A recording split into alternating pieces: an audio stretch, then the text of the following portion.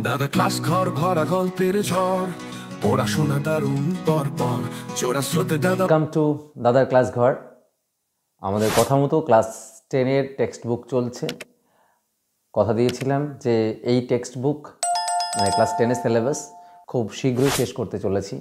যাকগে আর কথা না বাড়িয়ে চলো class lesson 4। Lesson 4, my own true family. My own true family. আচ্ছা, আমার সত্যিকারের পরিবার, আমাদের সত্যিকারের পরিবারটা কে? যারা না থাকলে আমরা পৃথিবীতে থাকবো না, যারা না থাকলে আমাদের জন্মই হতো না, যারা না থাকলে আমরা সৃষ্টিই হতাম না, তারা হচ্ছে কিন্তু গাছ। গাছেদের সাথে আমাদের একটা নিবিড় সম্পর্ক। যাই হোক, আমাদের সত্যিকারের বন্ধু, আমার ওন নিজের ট্রু ফ্যামিলি, সত্যিকারের পরিবার। লিখছেন টেড হিউজ। কেউ কেউ উচ্চারণ করে হাগস টাগস উচ্চারণ করে। যাই হোক, টেড হিউজ তিনি একজন বিখ্যাত ইংলিশ পোয়েট এবং তিনি একটা সময়ে 1984 থেকে পোয়েট লরেট ছিলেন, যাকে সভাকবি বলা হয় ইংল্যান্ডে। এবং তার বিখ্যাত লেখাগুলো হচ্ছে birthday letters, the hawk in the rain and the tale from Ovid.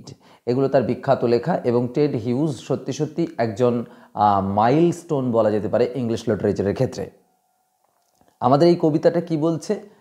একটা ছোট্ট বাচ্চার অভিজ্ঞতা, একটা ছোট্ট বাচ্চার এক্সপিরিয়েন্স, বা বলতে পারো একটা স্বপ্ন, যে স্বপ্ন তাকে বদলে দিয়েছে। গাছেদের প্রতি তার যে ভাবনা চিন্তা, সেটা বদলে দিয়েছে। আমরা এই কবিতার লাইন বাই লাইন যখন পড়ব তখন বুঝতে পারবো যে একটা গাছ আমাদের কাছে কতটা গুরুত্বপূর্ণ। আমরা কবিতা না পড়লেও জানি, কিন্তু সেটাকে আমরা অবজ্ঞা করে চলি। যাতে আমরা এই অবজ্ঞাটা না করি, যাতে আমরা গাছেদের কাছে খুব খুব খুব নিবিড় হয়ে পড়ি, সেই জন্যই কবি কিন্তু এই কবিতার মাধ্যমে আমাদেরকে একটা বার্তা দিয়েছেন। চলো, ওয়ান্স আই ক্রেপ্ট ইন। একদা, ওয়ান্স আই ক্রেপ্ট ইন, আমি হামাগুড়ি দিয়ে প্রবেশ করলাম। আই ক্রেপ্ট ইন, আমি হামাগুড়ি দিয়ে প্রবেশ করলাম। কোথায়? অ্যান ওক উড, একটা ওক গাছের জঙ্গলে। একটা জঙ্গল, যে জঙ্গলটা পুরোপুরি ওক গাছে পরিপূর্ণ। আমি কিভাবে প্রবেশ করলাম? না, I was looking for a stag. আমি খুঁজছিলাম। আই ওয়াজ লুকিং ফর, দেখো এটা past continuous tense. I was looking for, look for মানে খোঁজা, তোমরা নিশ্চয়ই জানো, phrasal verb. Looking for a stag, একটা স্ট্যাগ খুঁজছিলাম। স্ট্যাগ কি না? মেল ডিয়ার মানে পুরুষ হরিণ যাকে বলে। ঠিক আছে, সো আমি পুরুষ হরিণ খুঁজছিলাম। I met an old woman there, আমার সাক্ষাৎ হলো কার সাথে? অ্যান ওল্ড ওমেন দেয়ার, সেখানে একজন বৃদ্ধ মহিলার সাথে আমার সাক্ষাৎ হলো। তাহলে সেখানে আমার সাক্ষাৎ হলো একটা বৃদ্ধ মহিলার সাথে। All knobbly stick and rag, সে কেমন? অল নবলি স্টিক, সেই যে লাঠিটা ধরে আছে সেটা কাঁপছে, থরথর করে কাঁপছে। আর র্যাগ, ছেঁড়া পোশাকে সে পরিহিতা। তাহলে যে মহিলাটার সাথে আমার দেখা হলো, বৃদ্ধা মহিলা, সে কেমন? না থরথর করে কাঁপছে তার লাঠিটা নিয়ে, আর তার পোশাকটা ছেঁড়া। সে বলল, I have your secret here inside my little bag. আমার এই ছোট্ট ব্যাগের মধ্যে তোমার জন্য সিক্রেট আছে, বা তোমার জন্য গোপন কিছু আছে। দেন, তারপরেই she began to cackle, সে শুরু করলো টু ক্যাকেল, দাঁত খেঁচাতে, খে খে খে খে খে করে হাসতে শুরু করলো। and I began to quake, আর আমি কাঁপতে শুরু করলাম। আমি ভয়ে কাঁপতে শুরু করলাম। আচ্ছা, এখানে একটা শব্দ বলে রাখি, এই যে বিজ্ঞান মানে বিগিন আর স্টার্ট, দুটো মানেই কিন্তু শুরু করা। আমরা কখন বিগিন ইউজ করি, কখন স্টার্ট ইউজ করি। তোমরা নিশ্চয় জানো যে বিগিন শুরু হয় আমরা যখন কোনো কিছু শুরু থেকে শুরু করি, মানে যেটা মাঝখান থেকে শুরু করি না। আর যেটা মাঝখান থেকে শুরু হয় সেটা স্টার্ট হয়। যেমন কবিতাটা পড়তে পড়তে অর্ধেক থেমে গিয়ে তারপরে যদি আমি আবার শুরু করি, তখন সেটা স্টার্ট ইট নাও, বা স্টার্ট ইট আগেইন, ওই জন্য বলে স্টার্ট আগেইন। কিন্তু বিগিন শুরু হয় যখন আমরা একদম পুরো শুরু থেকে চলো কবিতাটা শুরু করি একদম শুরু থেকে, তখন বিগিন। যাই হোক, এবার আসছে না, আমি কাঁপতে শুরু করলাম। And she opened up her little bag, she opened up, সে খুলে ফেললো হার লিটল ব্যাগ, তার সেই ছোট্ট ব্যাগটা।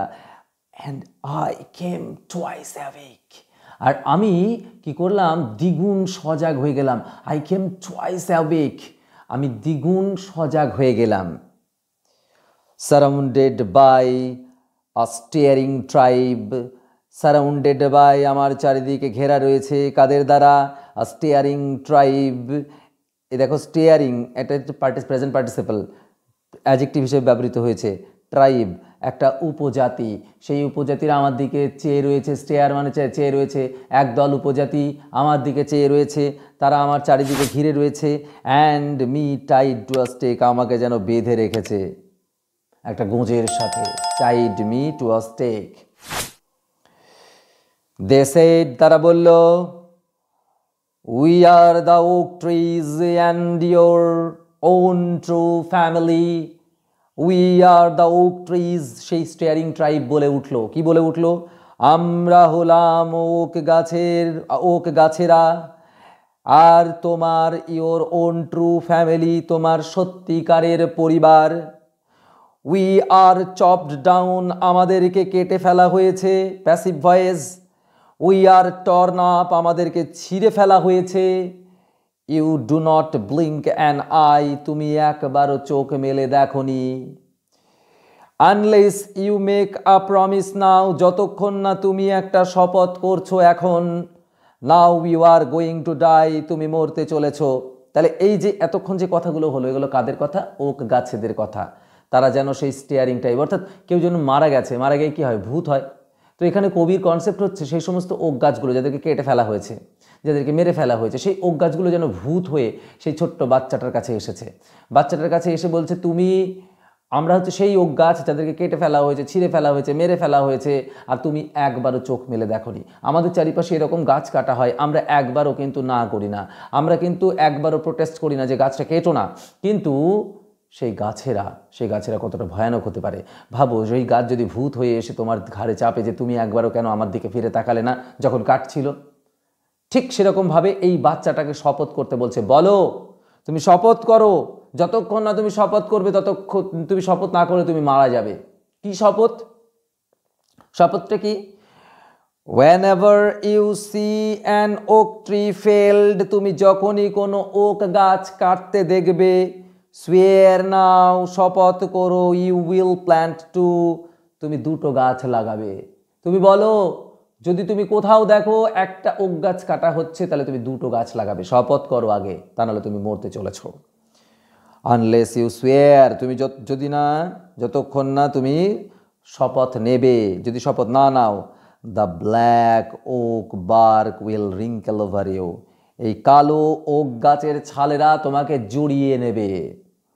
অ্যান্ড রুট ইউ, তোমাকে পুঁতে দেবে, অ্যামাং দ্য ওক, সেই ওক গাছেদের মাঝে। হোয়ার ইউ ওয়ার বর্ন, যেখানে তুমি জন্মাবে, বাট নেভার গ্রো, তুমি কখনো বেড়ে উঠবে না। ভাবো তো, যে জন্মাবে কিন্তু বেড়ে উঠবে না, কখনো বড় হবে না। It is the most pain, মানে এভার। তুমি যদি ভেবে দেখো, একটা বাচ্চা, একটা শিশু, তার সব থেকে বড় ইচ্ছে কি? বড় হওয়া। আমি কবে বড় হব, আমি কবে ওইটায় হাত দেবো, ওইটা কবে পারতে পারবো, এটা হচ্ছে একটা বাচ্চার এইম বা ড্রিম। তুমি জন্মাবে কিন্তু কখনো বড় হবে না, তার সব থেকে বড় ইচ্ছাটাকে বাধা দিচ্ছেন কবি। দিস ওয়াজ মাই ড্রিম, এটা ছিল আমার স্বপ্ন। বিনিথ দ্য বাউস, সেই ডালপালাদের নিচে, যেখানে অ্যাকচুয়ালি বাচ্চাটা সেই জঙ্গলের মধ্যে দিয়ে যখন যাচ্ছিল, হয়তো শুয়ে পড়েছিল বা ঘুমিয়ে পড়েছিল, ঘুমিয়ে এতক্ষণ এই স্বপ্নটা দেখছিল। দ্য ড্রিম, এই স্বপ্নটা, দ্যাট অল্টার্ড মি, আমাকে পুরোপুরি পরিবর্তন করে দিয়েছিল, আমাকে পুরো চেঞ্জ করে দিয়েছিল, অল্টার্ড করে দিয়েছিল। When I came out of the oak wood, যখন আমি ওই ওক গাছ জঙ্গল থেকে বেরিয়ে এলাম, came to human company, যখন আমি মানুষের সঙ্গতে এলাম, my walk was the walk of a human child, আমার হাঁটাটা ছিল একটা বাচ্চা শিশুর মতো, but my heart was a tree, আমার হৃদয়টা ছিল একটা গাছের মতো। অর্থাৎ আমার হৃদয়ে শুধু গাছ আর গাছ ছাড়া আর কিছু ছিল না। আমাদের এই কবিতাটা এটা বলে দেয় যে গাছ আমাদের কতটা কতটা নিবিড়, কতটা গাছের। একবার যদি গাছেরা প্রোটেস্ট করে যে আমি আর অক্সিজেন দেব না, ভাবো তো একবার। যাই হোক, আশা করছি কবিতাটা তোমাদের ভালো লেগেছে। আর তোমরা কি কি জানতে চাও, আর কোন পড়াটা পেতে চাও, এরকম যদি কোনো ভিডিও তোমাদের দেখতে ইচ্ছে হয়, প্লিজ কমেন্ট বক্সে কমেন্ট করো। আর হ্যাঁ, পরবর্তী লেসন নিয়ে খুব শীঘ্রই দেখার জন্য ধন্যবাদ। দাদা ক্লাস ঘর ভরা গল্পের ঝড়, পড়াশোনা দারুণ পরপর।